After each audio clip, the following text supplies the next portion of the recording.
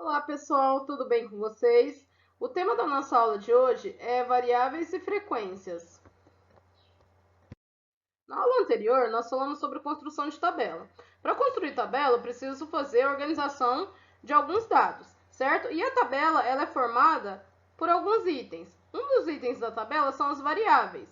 O exemplo que eu dei na aula 15 foi uma tabela que organizava aí os dados das alturas de jogadoras de basquete.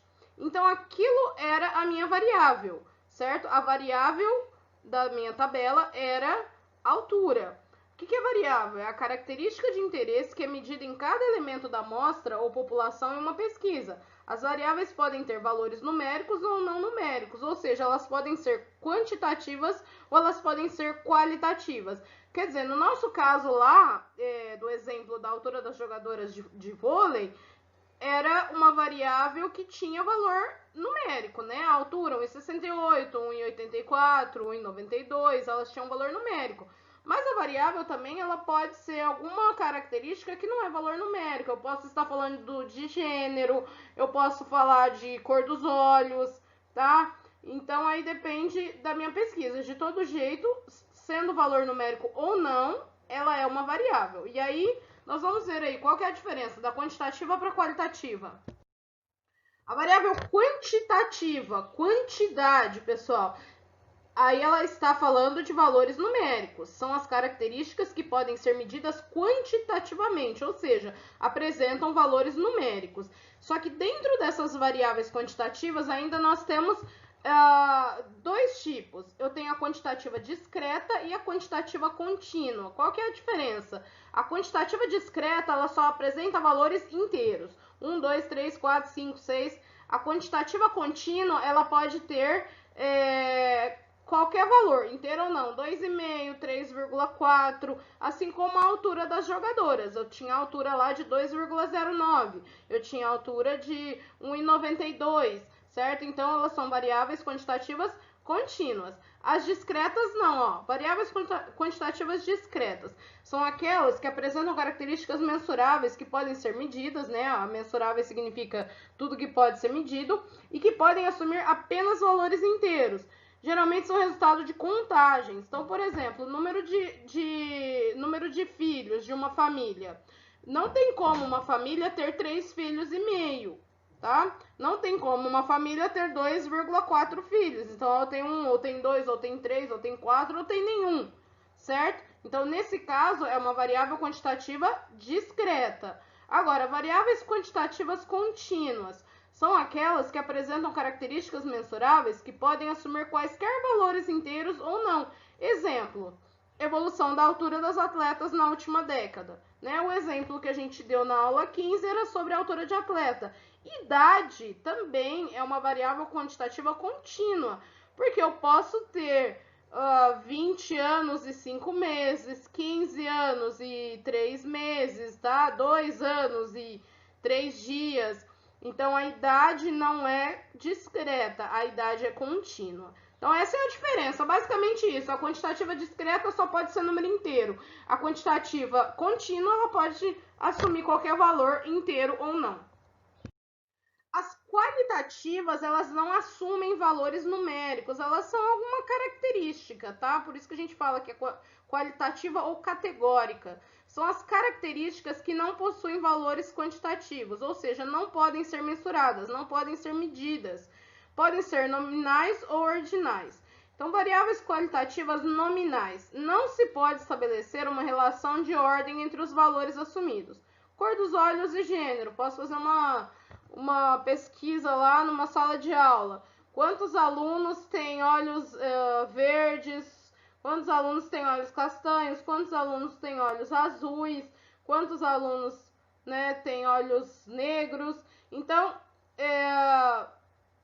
cor dos olhos é uma variável qualitativa. Não é número, não é altura, não é idade, tá? É uma variável qualitativa. Agora, ela é nominal. Qual que é a diferença para variável qualitativa ordinal? Existe uma ordenação entre os valores assumidos. Exemplo, nível de escolaridade.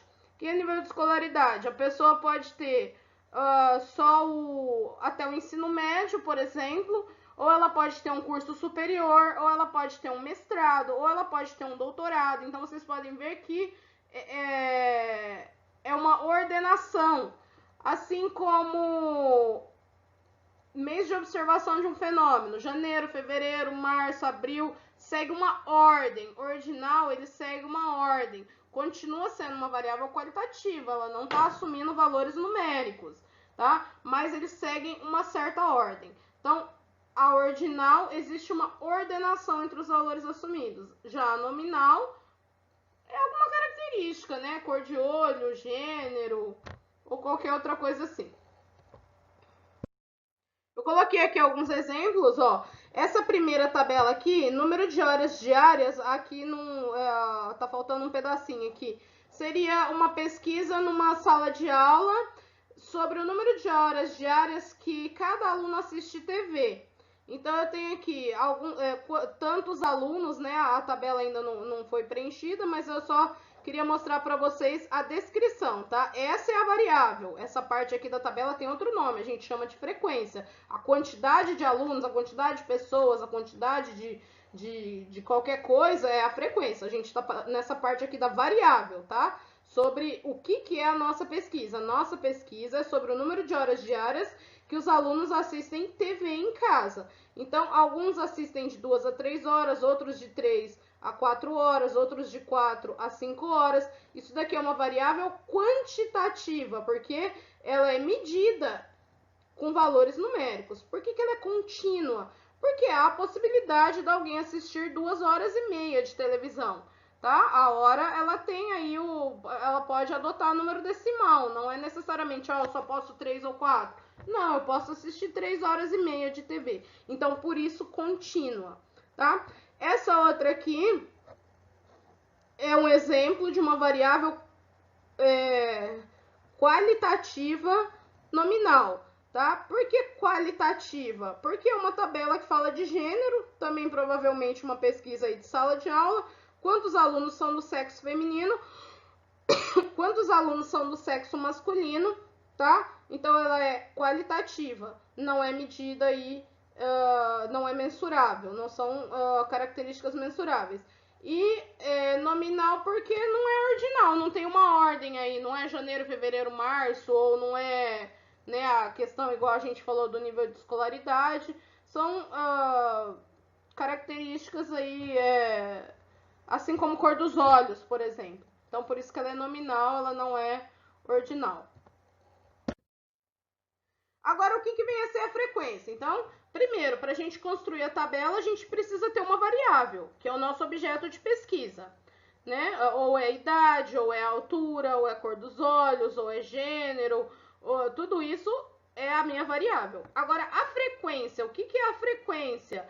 Representa o número de observações computadas numa pesquisa, ou o número de vezes que um fenômeno é observado. Quantos alunos da sala têm olhos verdes? 3. Esse 3 é a minha frequência. Quantos alunos na sala têm idade 12 anos? 4. Esse 4 é a minha frequência. Então, é quantas vezes o fenômeno é observado. Quantas vezes aparece aquela característica, né, que está sendo pesquisada ali como variável. Essa é a frequência absoluta, tá, pessoal? Porque na próxima aula nós vamos aprender a frequência relativa, que também ela também computa o número de vezes que um fenômeno é observado, mas em forma de porcentagem. Então, por enquanto, nós estamos falando da frequência absoluta. Bom, agora vamos ver um exemplo. Eu coloquei aqui um exemplo do censo escolar. O censo escolar é uma pesquisa que tem por objetivo fazer um amplo levantamento sobre todas as escolas de educação básica no país e envolve as escolas, os alunos e os professores. Ele é realizado anualmente pelo Instituto Nacional de Estudos e Pesquisas Educacionais, Anísio Teixeira, vinculado ao Ministério da Educação. O Censo Escolar de 2016, publicado em 17/2/2017, revelou que o país contava com 186,1 mil escolas de educação básica, sendo que a maioria, 62% dessas escolas, está sob a responsabilidade dos estados e municípios. O censo escolar revelou ainda que a rede de escolas privadas passou de 21,1% em 2015 para 21,5% em 2016. Veja na tabela a seguir os dados aproximados do Censo Escolar 2016 quanto ao número de alunos no ensino fundamental 2 por tipo de agregação, urbana ou rural. Então vamos lá para a gente ver a nossa tabela com os dados organizados e aí a gente vai analisar aí quem que é a nossa variável, que tipo de variável que é, e a gente vai ver as frequências que tem na tabela. Bom, então aqui a gente tem 3 tabelas com as informações do censo. O que eu tenho aqui? Essa primeira tabela, a variável vai ser urbana e rural. Como assim? A tabela 1 ela apresenta o número de matrículas por unidade de agregação no ensino fundamental 2, isso em 2016. Então, quantos alunos eu tenho na escola urbana? Quantos alunos eu tenho na escola rural? Urbano e rural é a minha variável, e é uma variável qualitativa, tá? Porque ela não é apresentada como valores numéricos, ela não é mensurada com valores numéricos. Urbano e rural, assim como olhos verdes, olhos castanhos, tá? Então, nesse caso aqui é uma variável qualitativa. Todos esses números que apresentam, que foram apresentados aqui na tabela são as minhas frequências. O quanto que cada fenômeno observado aconteceu. Como assim? Como que a gente lê essa tabela? Quantos alunos do 6º ano estudam em escolas urbanas? 2.979.959. Quantos alunos do 8º ano estudam em escola rural? 331.024. Quantos alunos do 9º ano estudam em escola urbana? 2.512.770. Então, essa primeira linha aqui apresenta pra gente as informações sobre alunos matriculados em escola urbana. A segunda linha, ela apresenta alunos matriculados em escola rural, dividida aí pelos anos, em cada ano. Essa primeira tabela aqui foi dividida em 2 tabelas diferentes, separando as informações aí de escola urbana e escola rural, tá? Então, essa tabela 2, ela é simplesmente a primeira linha da minha tabela 1. Foi dividida aí, 6º ano, 2.979.959 e assim por diante. 7º ano, 2.800.000, 8º ano, 2.499.000, 9º ano, 2.512.770 e somando todos os alunos matriculados de 6º a 9º ano na escola urbana, a gente tem um total de 10.792.371.